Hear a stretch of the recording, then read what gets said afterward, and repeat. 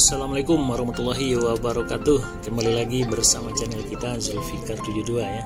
Saat ini kita berada di Kota Bukit Tinggi menuju Nagari Kapau ya. Karena di sini terdapat satu tempat makan yang sangat viral, yaitu Lapau Kapau ya. Jadi di sini nasi kapau disajikan secara modern, disajikan berbagai macam menu ya. Kita tinggal pilih kita mau yang mana sesuai dengan selera kita ya.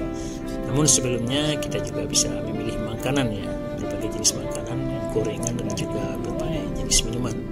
Setelah kita pesan, kita bayar di kasir dan kita akan diantar ke lantai 1, lantai 2 atau lantai 3 ya, di mana suasananya sangat menyenangkan sekali ya. Namun yang lebih menarik di sini juga di lantai 3 terdapat spot foto yang sangat menarik ya.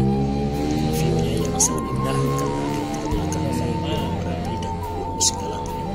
Bagaimana keseruannya? Silakan Anda saksikan videonya sampai akhir. Namun sebelum lanjut, silakan Anda like, subscribe, dan tekan tanda loncengnya ya.